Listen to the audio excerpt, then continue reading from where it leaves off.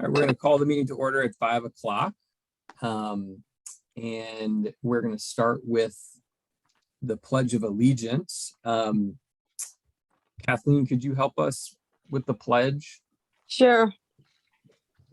Okay, ready, begin. I pledge Pledge allegiance to the flag of the of the United States of America, and to the republic for for which it stands, one nation, under God, indivisible, With with liberty and justice for all. Thank you. And Tori, could we do a roll call, please? Yes. Chair Wizard, Vice Chair Booter, Present. Commissioner Healy, Commissioner Ballesteros, Present. Commissioner Gama, Commissioner Miller, Present. Commissioner Goodwin.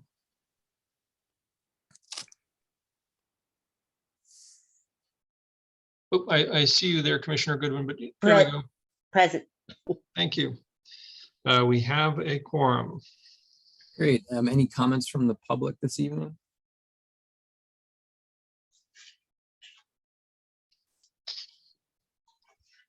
Hearing none, we're going to move on to item number 4, which is a public hearing for the 2022 annual plan for the Housing Authority. So the agency's annual plan has been published for public review on our website beginning February 22nd. And we circulated announcements about the publication of it. And we have posted this public hearing. And so if there are any comments related to the public housing annual plan, now would be the time to raise your hand to make such comment.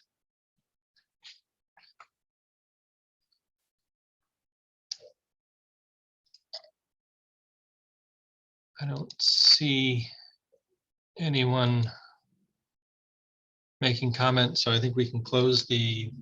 It looks like there's a hand raised. Oh, I'm missing it.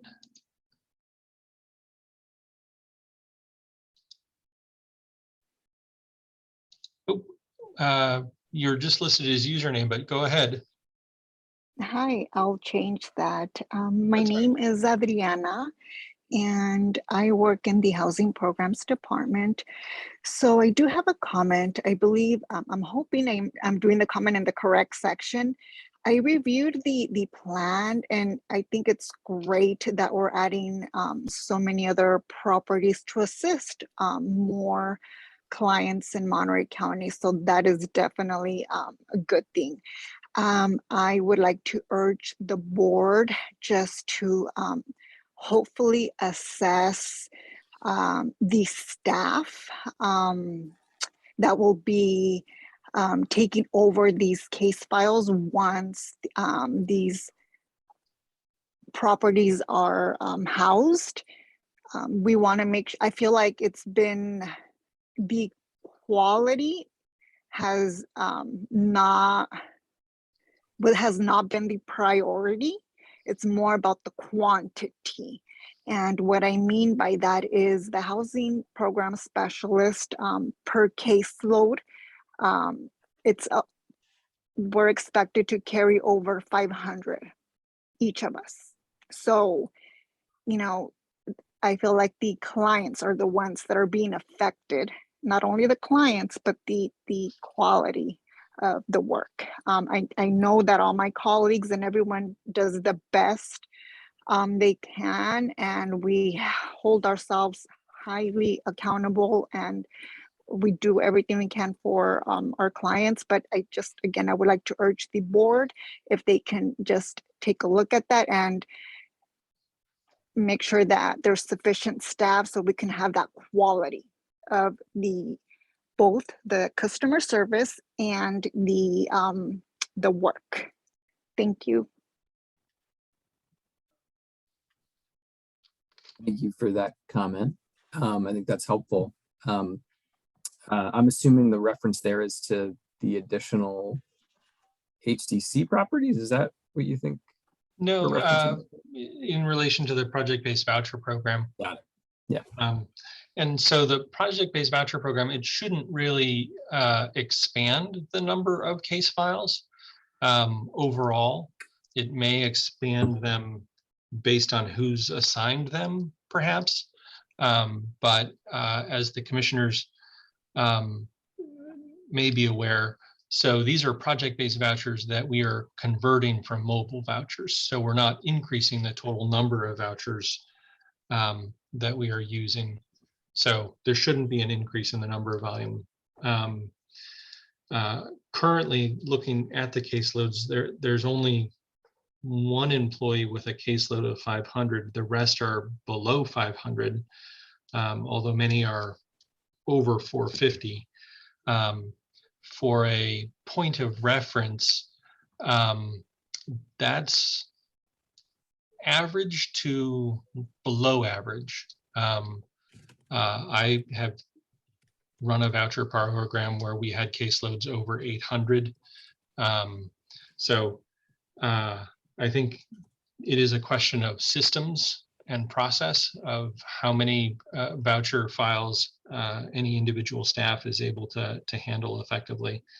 And I think that's something that I can continue to look at to see what our processes are. Are there any other comments related to the annual plan? Tori, I just had a question. So, and just to what the person said in public comment. So, can you find out if that is correct, that each worker does handles 500 cases? They do not. Okay. I'm looking at the caseload, and it depends on the person what the assigned caseload is, but there's only one person who is assigned 500. Most of the rest are assigned between 450 to 470. And then there are some of the workers who have much smaller caseloads that are special programs or difficult files. Okay, thank you. Yep.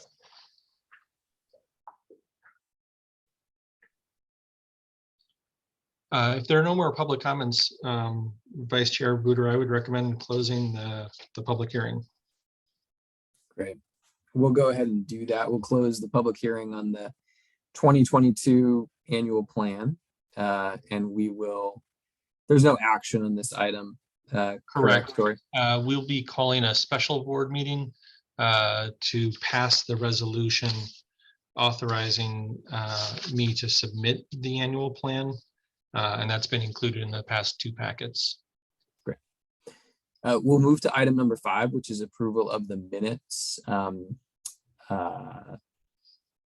And I guess I would, entertain a motion on both of these at the same time, unless someone has an objection to that. But it's approval of the minutes from the special joint meeting with the Board of Supervisors from December 21st, 2021, and then from our regular HACM board meeting, January 24th, 2022. I make a motion. Second. Great. It's been moved and seconded. Could we please have a vote? Commissioner Wizard, Commissioner Buder, Yes. Commissioner Healy, Commissioner Ballesteros, Yes. Commissioner Gama, Commissioner Miller, Yes. Commissioner Goodwin. Yes. Motion carries. Okay, and we'll move on to item 6, which is the consent agenda. And for this evening, there's one item 6A, which is resolution 3051 relating to AB 361. Essentially, a resolution allowing us to continue to have remote meetings, which needs to be approved periodically. I would entertain a motion on the consent agenda. I'll make that motion. I'll second it. Great. It's been moved and seconded. Tori, could we please have a roll call vote? Commissioner Wizard, Commissioner Booter, Yes. Commissioner Healy, Commissioner Ballesteros, Yes. Commissioner Gama, Commissioner Miller, Yes. Commissioner Goodwin. Yes. Motion carries. All right. We'll move to item 7, which is new business. Item 7A, Resolution 3052, authorization to appoint a representative to the Michi and Michia AA boards. So the Housing Authority created Michi in the beginning, and it was created to be a CHODO, which is a community housing development organization. And as part of a CHODO, it means that the public sector appointments can be no more than 30%. And that's the sponsoring body making those appointments, but also public officials. Therefore, HACM can have no more than 2 directors on the 7-member board. Commissioner Ballesteros has indicated a desire to step down. And so we need to make an appointment of a new representative to Michi and Michi AA. I feel that the bylaws of HACM do not address whether or not this needs to be a formal resolution or not. I feel that it's probably a better course of business that it is a formal resolution, but I could not find that there had ever been resolutions in the past making such an appointment. So I'm open to the board's direction, but I felt that the safest path was to have a discussion, see if anyone raises their hand or if there's any consensus around who that appointment might be. And then we can complete the resolution by filling in the name of who the appointee might be. Seems like a reasonable course of action. Is anybody interested in taking over that role that Commissioner Ballesteros had on those 2 boards?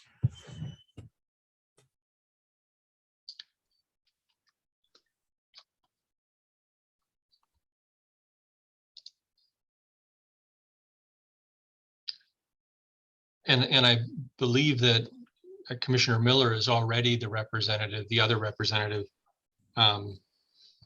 So of the people who are left, that would be. I was just going to say that. I would, but I already am. Commissioner Goodwin are the only 2 present who would be eligible.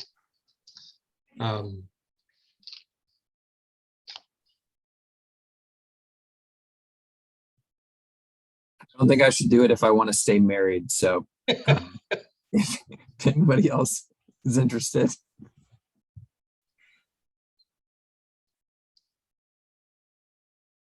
We could ask Director Healy potentially his thoughts. I know that. Is there any issue with the board chair being on one of those? There is not. Well, maybe we should ask the 2 folks who are absent, see if we can get a volunteer. Okay. I had communicated with Chair Wizard about the vacancy. He didn't immediately raise his hand, but we can take no action on this item and reach out to the folks who were not here tonight. Great. Let's do that. Moving on to item 7B, which is a discussion of potential subcommittee consolidation. And so, commissioners, the backup memo is actually in the HDC packet, which is where action would be taken. This is more of just a discussion item. So again, the bylaws in HACM do not address subcommittee membership or committee membership, while the bylaws in HDC do, and they outline how committees are created, but they are silent as to how committees are disbanded. Again, I'd recommend that if any action is taken, it would be by HDC in the form of a resolution. But it largely, in my short tenure, I don't understand the reason for two separate meetings and two separate committees. Most of the information is overlapping. You are the same boards in terms of membership. And while clearly there will be some times when a resolution will need to be specific for HACM or specific for HDC, I would think that the members of the committee or the full board would want to be apprised of all of the facts in either case. So to me, it made sense to make both staff's life easier, make the board's life easier, and help with the reunification process to either merge or disband the two finance development committees. And I think my recommendation would be just to disband the HDC committee and make one committee that would be the HACM/HDC Finance and Development Committee. Currently, 2 of the 3 members are overlapping and are on both. Commissioners Healy and Commissioner Booter are on both HDC and HACM Finance and Development Committees. Commissioner Miller is only on the HDC and Commissioner Gama is only on HACM's. And you would not want to expand membership to be 4 people. So there is, as it currently sits, there'd be 1 less seat.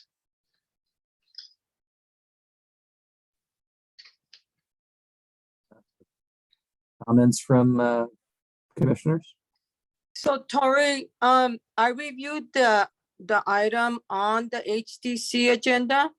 So do you want us to address it on the HDC part, or do you want us to go ahead and vote on it now? So this would not be voted on now. This Okay. is so this is following Robert's Rules of Orders as well as public meeting requirements to have a discussion. And you could have this discussion right now would be from a HACM perspective. And then when it's HDC, you could have that discussion. But that item was also posted as an action item, so there could be action. Okay. The piece that I didn't point out in the memo is the HDC bylaws give HDC committees the full authority of the board with several specific limitations. And I found that worrisome. That makes sense when you've got a large nonprofit and you've got 40 board members, and then you create an executive committee, that the executive committee would be able to have full authority. But that's not the case with HDC. And I don't know whether or not this was ever used or not, but by having it be an HDC committee, you could conceivably enter into development agreements and contracts with just the committee vote without going to the full board. And given the size of these boards and the interrelatedness, to me, that was a troublesome clause.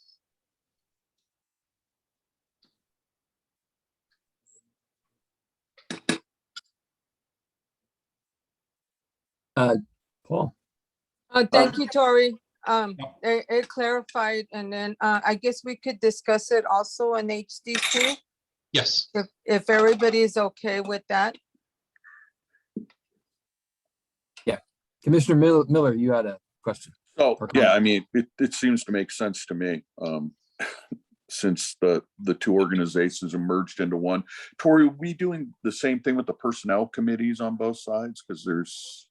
I was not aware that there was an HDC committee. The only committee that I've ever assembled a meeting for has been the Finance and Development Committee for HDC.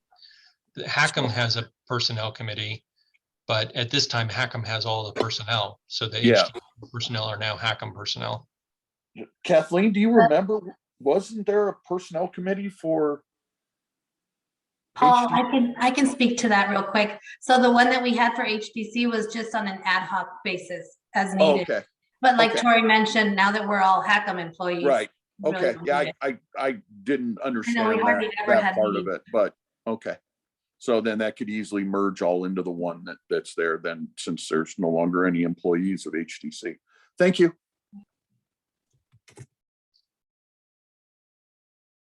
Yeah, I mean, I would lend my voice. I've been a proponent of this for some time, having for a while being the only person on both of these committees, feeling like I'm getting the same meeting twice and feeling like we're chewing up staff time to create the reports. And so I think it makes a ton of sense.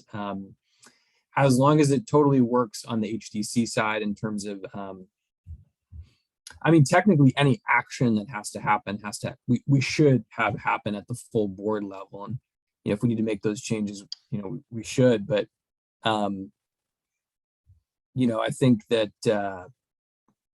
as long as we can do what we need to do as a sort of a general, in a general board meeting for HDC, then I think we should just consolidate it. So any other comments before we move on, and then we can sort of take action when we get to the HDC meeting? Okay. So moving on to item 8, reports of committees. We will start with the Personnel Committee. Commissioner Ballesteros. Did you all meet? Yes. Vice Chair Buter, so we did meet. Everything is, well, we didn't have a copy of the HR scorecard, but I do want to mention to the board, I did ask some questions in regards, because I had reviewed the job description, because it was consolidated, the executive assistant and then the clerk of the board, it was consolidated into one position. Well, they were consolidated together. So I just had addressed to Tori that if ever the employee in that position, if they feel overwhelmed because, handling both, the executive director and then other directors, any assignments, and then also handling the board commissioners, is the position of the clerk of the board. Would it stay open? Would it, and so Tori did assure me that they didn't, that position, they hadn't eliminated it.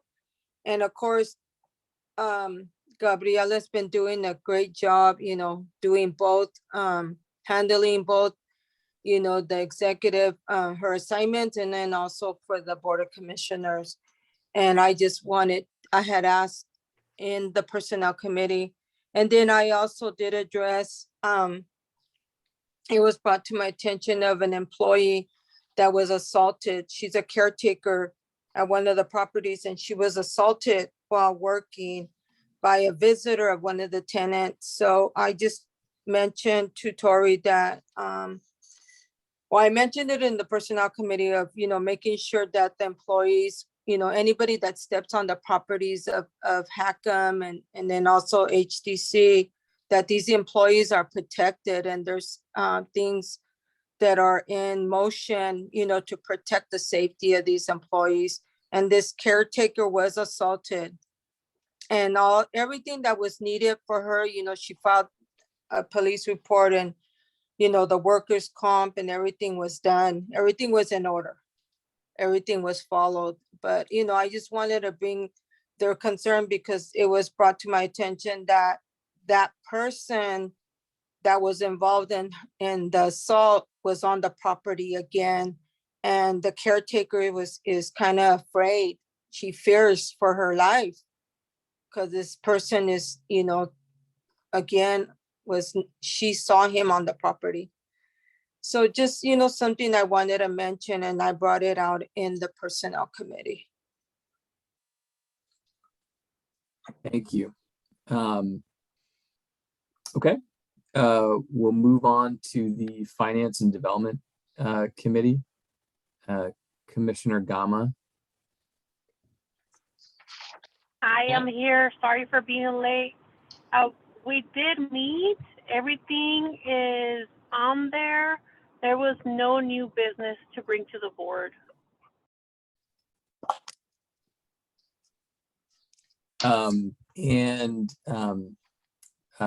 Michi, Commissioner Ballesteros, or Commissioner Miller, was there a meeting? I didn't get to attend that meeting, but I believe Commissioner Miller did. There was a meeting. There was just some general discussion. We were short several of the members, so several of the items had to be tabled because of that. So there was really nothing more out to report, other than there was some discussion about the contract for the executive director of Michi and how that's going to proceed, and looking into a few items on that. But other than that, like I said, several items had to be tabled just because we wanted to have a full board present. Great. Any questions or comments on the reports of the committees? Okay, hearing none, we'll move to item 9, which is report of the secretary, the executive report. So, commissioners, I've highlighted some things that are going on. We had submitted a waiver request that was granted by HUD, and that means that we won't have to go through CMAP this year. Voucher extensions will continue, and we were granted the flexibility by HUD to establish payment standards up to 120% of the FMR. We've run the financial analysis, and right now we don't necessarily have the financial capacity to do much on payment standards if we continue to serve the same number of people. So the only way to really increase the payment standards would be to accept the fact that that would mean we would serve fewer people overall. But we're continuing to look at that, and we wanted to take advantage of the opportunity to ask for that flexibility. Normally you need special permission to go over 110%, and we now have that permission. Whether or not we use it is up to us and up to the board. I discovered that the agency owes the IRS a 6-figure settlement, and I'm flagging this because I'm not confident that you had ever heard about this. I was not able to figure out exactly why or when we incurred this penalty, but my understanding is it probably was sometime around 2017, and it looked like it might have been for improper withholding of taxes or non-withholding of taxes on behalf of employees. But we've entered into a repayment agreement with the IRS on that matter. Separately, we had filed an appeal related to a tax treatment of the South County RAD partnership. And they had rejected our appeal because they said it was late, and we have provided them with the return receipt and the mailing information to show that it was mailed timely, and we have yet to hear back on that. That one, we feel like we have very good standing and should be successful, but the IRS is just swamped right now and is not necessarily the easiest agency to get in touch with or get an answer out of. As you know, we have a new time clock system and a new payroll system called Paylocity. We had switched from ADP. There were going to be some substantial cost savings, but there have been some growing pains related to that process. And those employees brought their concerns to SEIU 521, who covers most of our non-exempt employees. And so I met with them and am trying to figure out a solution to ensure that people's biweekly check can still total 80 hours. The short version is our old system had a grace period, so you could clock in 5 minutes late and it would say that you clocked in on time. And then at the end of 2 weeks, you would get your full check, even if you clocked in 5 minutes late every time. The new system was implemented without a grace period. And so people would then get their paycheck and go, hey, my paycheck is smaller. And the answer was, it's because you clocked in late every day. And so you didn't work the full 80 hours. So we're talking through some of those issues. I've got a meeting tomorrow with senior staff and the payroll folks to try to come up with an answer. But as a result of kind of this whole process, there's a separate issue, which is the Housing Authority doesn't have a time and attendance policy, or it doesn't have a tardy policy. So in discussions with the union, there were really two issues. One issue is management's concern about people clocking in late and being tardy. The other issue, which was really the employees' issue, is they were expecting to be paid for 80 hours and they weren't being paid for 80 hours. And how can they make up that time?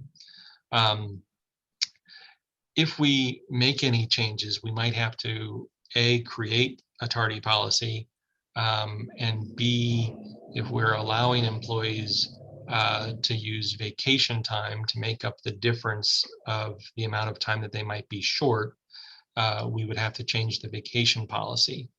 And I tell you all of this and ask for some guidance of, is a vacation policy and a tardy policy the sort of things that the board would like to see, or is that at a policy level that the board is comfortable saying, yeah, we really don't need to make decisions about that?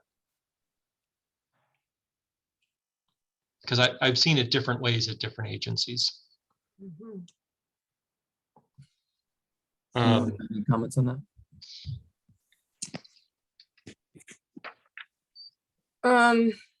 I have a comment. Tori,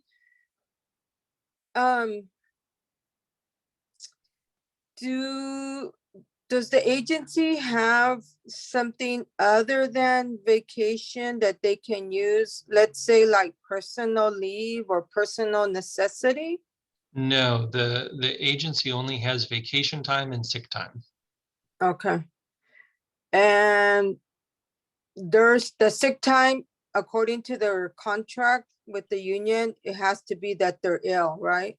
That's the general understanding. I don't have the contract in front of me. Okay. But I think I don't want to have a discussion about the particulars, because I think that we didn't post it that way. But I'm just looking for advice of, is this something that the board would like me to bring back with a memo and we can all talk about it? Or would you just like me to make a tardy policy? And I'm happy to do it either way. Yeah, Commissioner Miller. Thanks, Hans. You know, I personally think that it's something that, Tori, if you can come up with a policy that you can work out with the union and it's agreeable to everyone, I don't know if that's something that, at least personally myself, that I think that the board needs to get into the weeds of.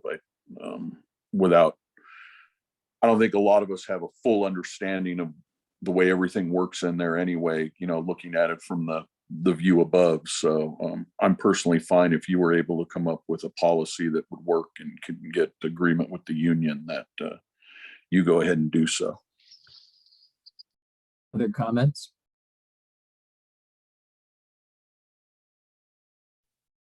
So, Tori, me asking you that question, I didn't want it to sound like I was being like nitpicking about their contact. I was just asking if there was anything other than their vacation that they could use, but you said that there isn't. So that was all my question. Me personally, I feel the same way that Commissioner Miller feels. Let the agency handle it. And if anything comes up that the union wants the board to, if they suggest that the board be involved, then maybe we should be, we could consider it, but maybe not. Thank you. Thank you. Yeah, I would lend my voice to that as well. I mean, it seems like the sense of the commissioners here is for you to create a tardy policy. And I think Paul articulated it pretty well. You know, you're familiar with the particulars and, you know, the situation with staff and the union. So I think that makes a lot of sense. Okay. I just didn't want to overstep. Yeah, that's great. Continuing my secretary's report, I had a number of conversations with the executive directors of Sun Street Centers and CSHP about the future sustainability of Pueblo del Mar, as well as the currency vacancy issues. And as you look in the reports, you can see that Pueblo del Mar has about 30 vacant units. And from a financial perspective, it is a drain on the agency, particularly with this level of vacancies, but also the way that the program is structured. It does not receive the same level of funding. It's being funded through the COC, the Continuum of Care, and from some grants from the county. And so I've begun those conversations. Sun Street Centers is our service provider partner. And they also run the health center that is also the community center.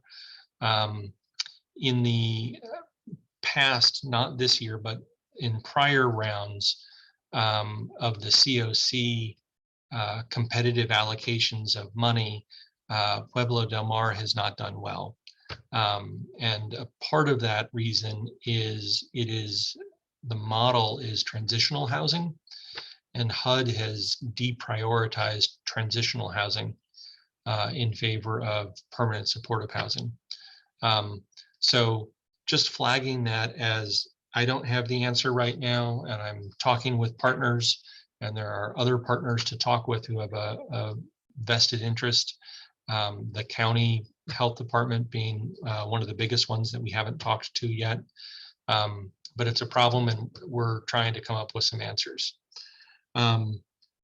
Relatedly, we also received an award of $330,000 and change from the COC, which is an increase from last year. It's not something that we could depend on. Two of the grants that we got were actually transferred to us from other programs that were giving the money back, which is a very atypical sort of situation. But nonetheless, it's good news. And then we have been very active on the HR side. I've interviewed I've had interviews with two of the CFOs. I've got a little bit more interviewing to do with the CFO candidates. And I this week also interviewed two HR director candidates. Additionally, the agency is interviewing for 4 other positions in addition to those 2 positions. And we are making progress on some of these vacancies and hoping to make some offers. We've had 1 offer accepted in the finance department for an accounting specialist who we hope will start the first week of April. And we've brought on 5 temps to help us with these capacity issues that we're having right now. Additionally, we discovered that we were several years behind in our HUD reporting on our ROS grant, and ROS is the Resident Opportunity Self-Sufficiency Grant. We cleaned up, I think it's 2020, but I still think we have to clean up 2018 and 2019. And it is one of those situations where it's kind of like every day I'm here, we find some new problems that we need to address.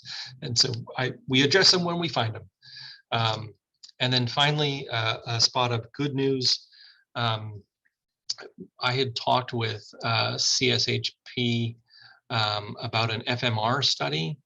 And we held a meeting with a number of partners, including the county and the city of Salinas, various developers and operators of affordable housing, and they all agreed to kick in for the study. So the cost of the study is about $50,000, and the Housing Authority is not going to have to pay the majority of that cost because of these partners who all see an increase in the FMR as beneficial to them. And so I'm hopeful that the study will show an increase, and that will then result in HUD publishing FMRs that are higher. That is the easiest way for the Housing Authority to increase revenue into that program.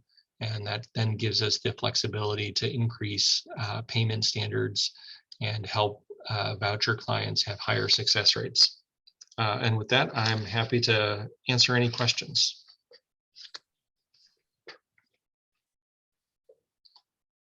Questions for Tori? Tori, do you want to just give a brief update on the state of play on the ED search? Yes, so the executive director's search is in the active recruitment stage.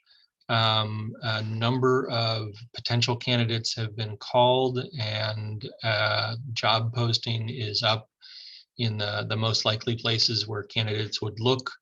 I believe we've gotten a handful of resumes already, and that deadline is April 1st.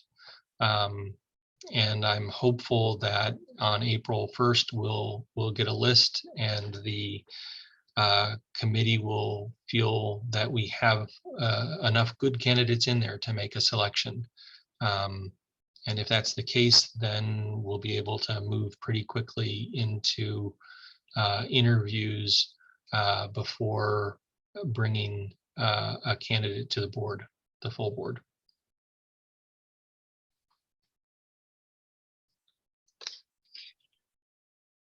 Great. And then my other question is, what's the timing, do you think, on the FMR study once that gets going? So the FMR study needs to be done by June. So there are 2 times when you can submit this information to HUD. One is in June before HUD issues their draft proposed FMRs. And that's what we're trying to hit here, is get the information before the publication goes out. And then the second time to submit the information is after the draft FMRs come out. You can appeal that decision, and that's more of like a October, November timeline.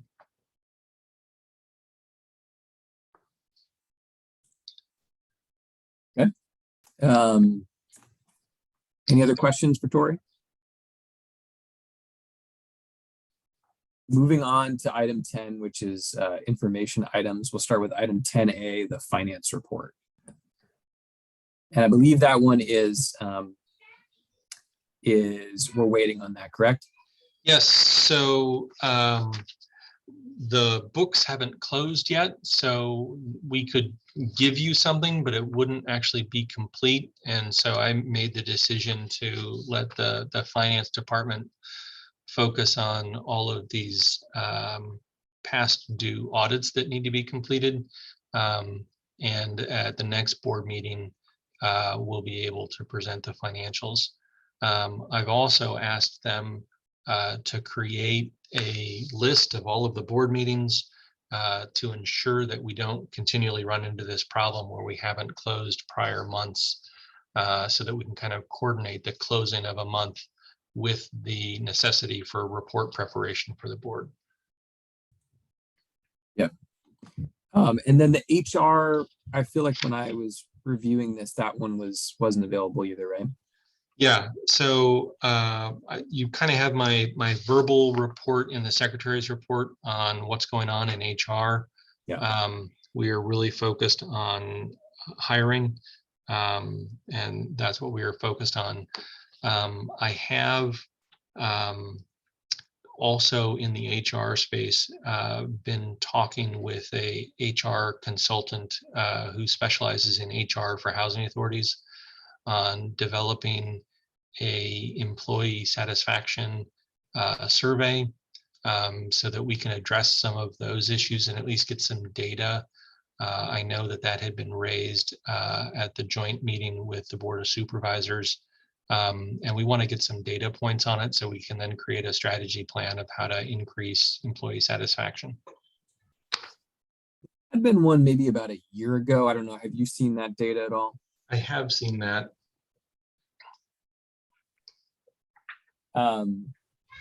Okay, one other question I had on HR, and welcome other questions as well, but just I think Carolina had mentioned kind of offhand, we're all HACM employees now. Could you just give us an update on kind of where the HDC employee consolidation stands? Sure. So all of the remaining HDC employees were terminated from HDC and simultaneously offered positions with HACM.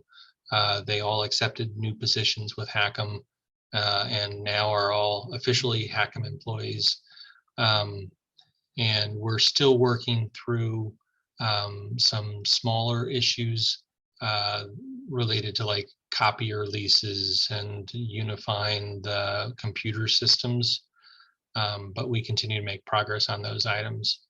I think most importantly, from a kind of one team perspective, I've been having senior staff meetings and have included Carolina in those meetings.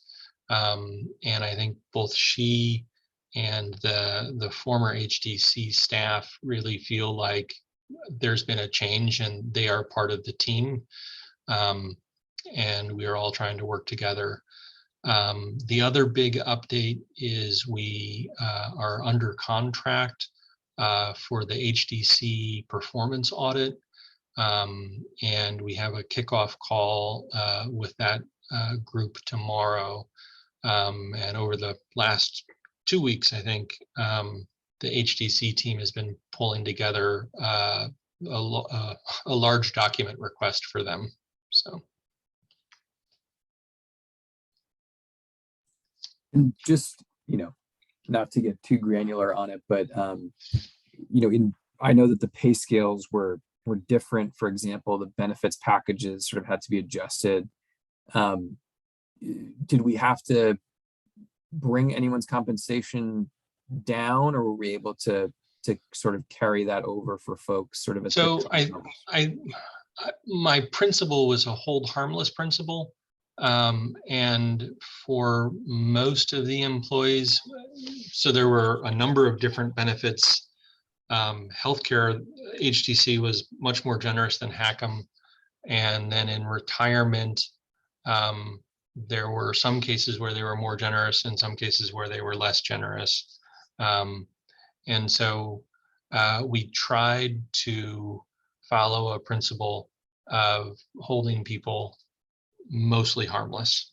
And I don't know if every employee would agree that we did that, but we tried to do that.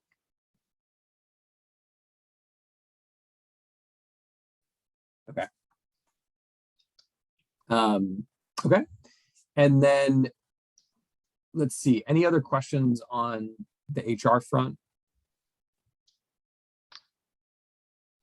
on to, well, I guess the development report. Can we do that in the HDC meeting? Sure. Okay, and then the property management report. So Jose is out sick. Is Socorro on the line? I'm here. Did you? I'll go ahead and present the property management report. My apologies, I have a toddler in my background. I'll apologize in advance if you hear some yelling. So yes, Jose is out, so I'll be presenting. We do have some highlights. We have our retaining wall at 24 North Wood Street, which is currently under construction, and it's expected to be completed within the next 60 days. The concrete repair at 540 Williams is scheduled, and they're expected to be completed in the next 30 days as well. As of February, we have collected $778,000 and $486 in rent for HTC properties. The collection rate for the HTC properties is 99%.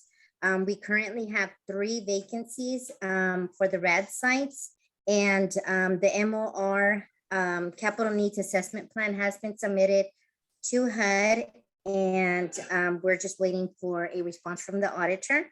The OCAFs have also been submitted, and we have received the approval for property 803. The rest of the OCAFs are pending approval, and we should be receiving them shortly. We currently are working on applications for the King City Migrant Center for the reopening, which is scheduled for May 3rd. We have some returning applicants that the manager is working on. So those should be ready to go for housing on May 3rd. We did receive the $1.8 million for the rehab of the project. And we're currently engaging with some local vendors or contractors requesting bids for what the work that is needed to be done at the center. And then once the bids are received, they'll be submitted to executive director and the interim property management director for review. Let's see, we have also been working on the welfare exemptions for Portola Vista. It was an ongoing project because we were having a little bit of difficulties obtaining the utility usage consumption reports from PG&E, but we've already received those.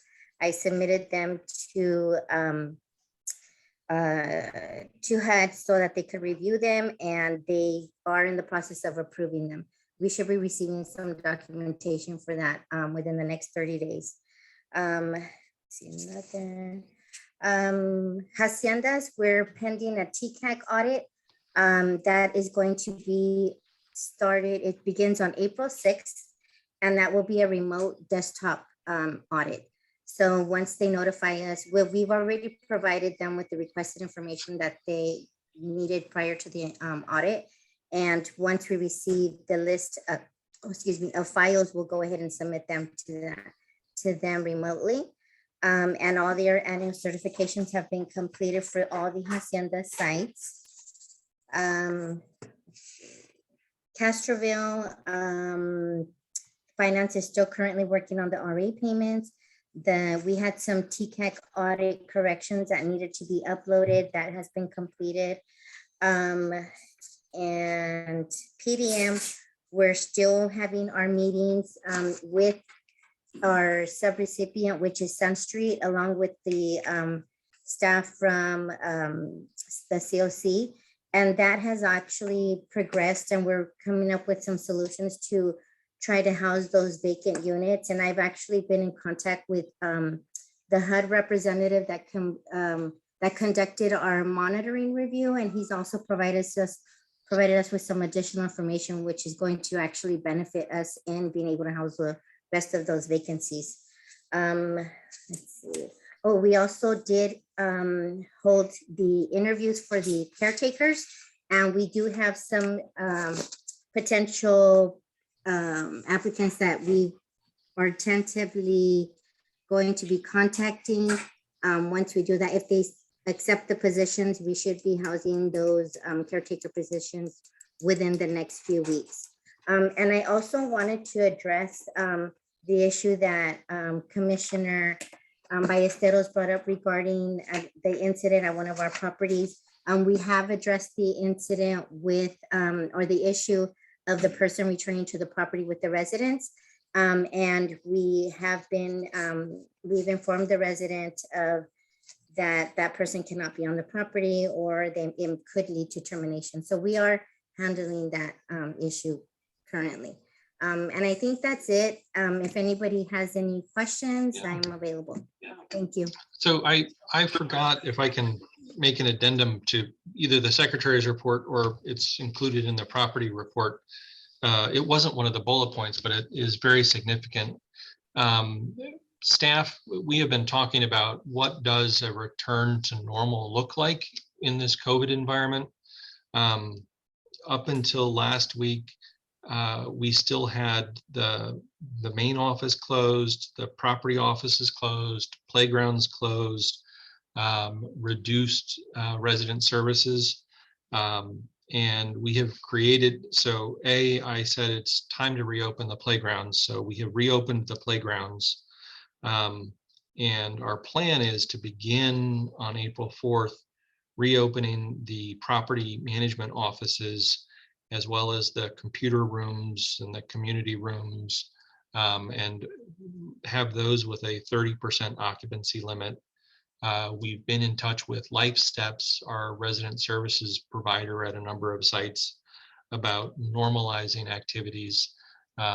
They are fine to begin doing that. They really depend on the owner to set the tone. And for other owners, they have already returned to kind of full resident services. And then here at the central office, we are planning to reopen once we purchase and install a temperature screening kiosk, so that folks can, I'm sure you've seen them at different places, that we can take temperatures of the folks who visit. The county offices and the city housing department offices have already reopened, and I feel like it's time for the housing authority to unlock the doors and kind of resume more normal operations. And again, this was an item that I kind of wanted to tell the board, this is what I'm planning to do, and if I got big pushback, we can change plans. But it felt like it was time for us to follow the most recent science, follow the kind of the most recent CDC guidance, and begin a return to normal.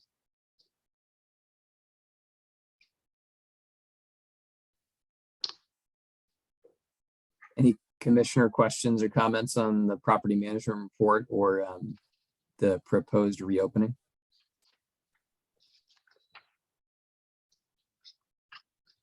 I had a quick question, Tori, just on if you could just help us understand sort of how you're integrating asset management between, HDC properties, for example, that have historically been asset managed by HDC versus, properties that HACM owns itself. How are you kind of managing that?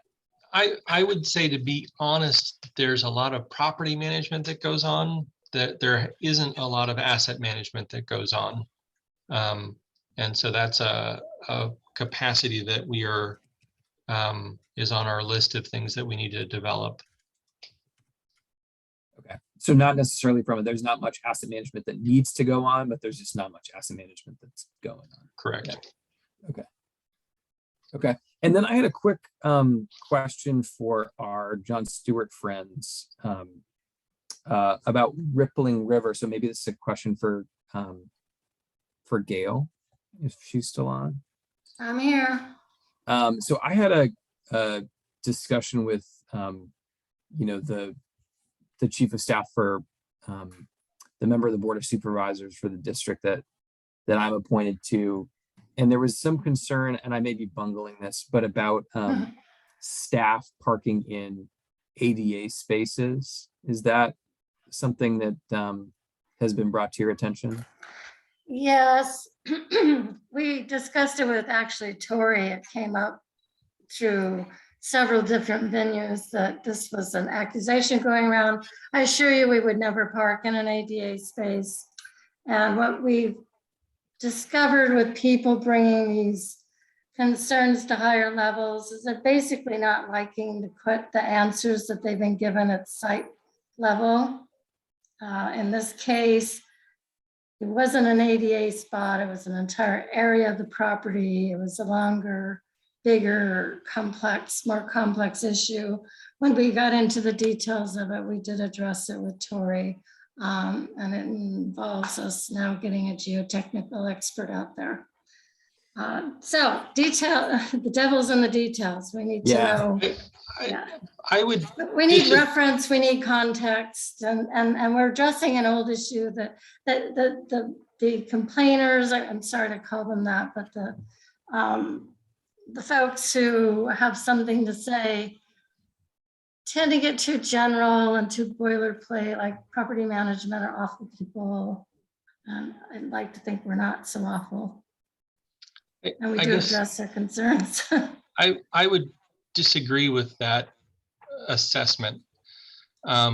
So there are handicap spots in that broader area.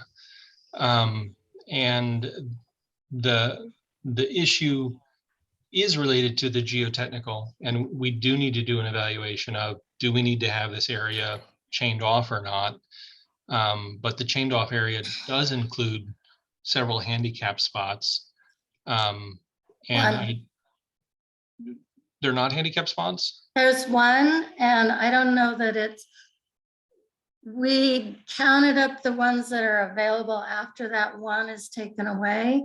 And we believe we have enough per code. I could double check that for you. No, that's okay. It used to be a handicap spot and it's been taken offline. Right. And I think that's a little bit different than saying there aren't any handicap spots back there and the complainer is just complaining. No, I didn't say that. I'm Well, sorry. my comment is sort of like, there does seem to be a steady drumbeat of, I hear it because it's the district that I represent, but I think that comment about the complainers, it speaks to an attitude that maybe I've kind of picked up on, that people, maybe people just have a problem with the attitude that sort of comes through with that type of, that type of message. So, I didn't hear that very well as, the people's representative here. So I guess I would just encourage us to try to think about them more as clients. You're right. Any other questions on the property management report?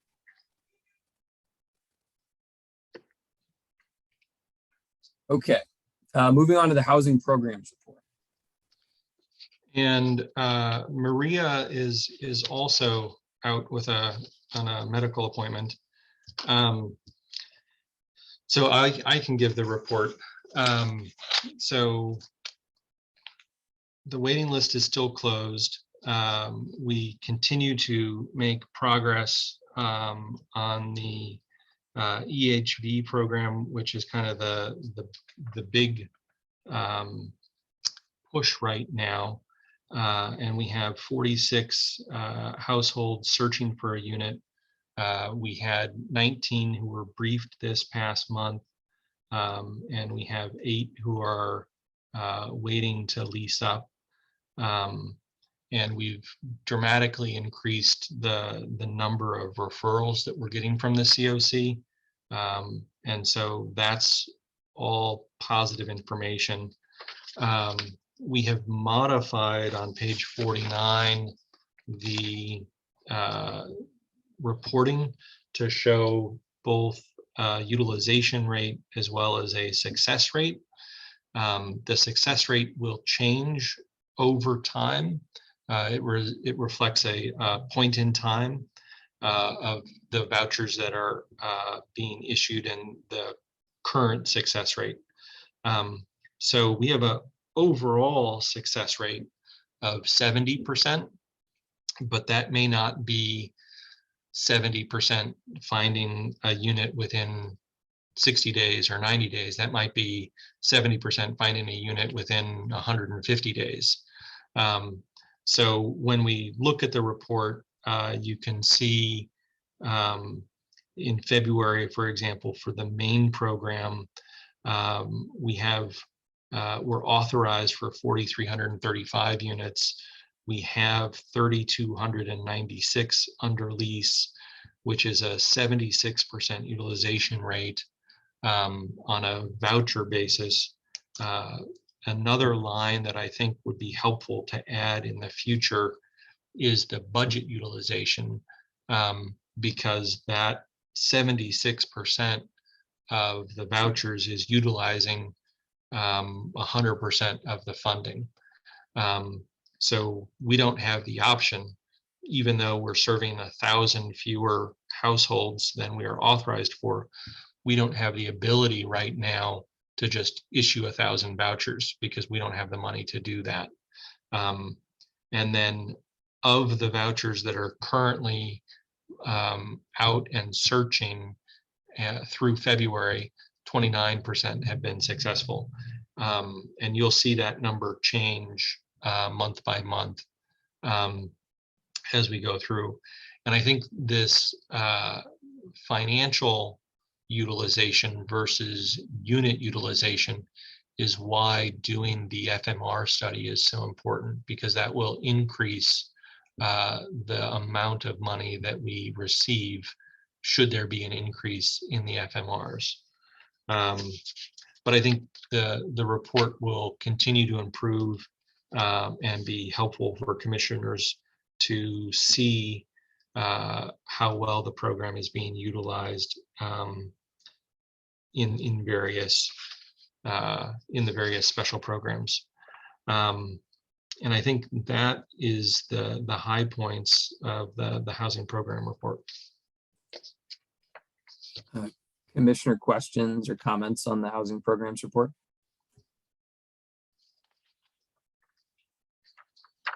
I just had one, Tori. If it doesn't add much, I don't want it to be much, but if there was some way to just define, if it was like, hey, we're doing a 12-month look back for our success rate, just so we have a sense of kind of.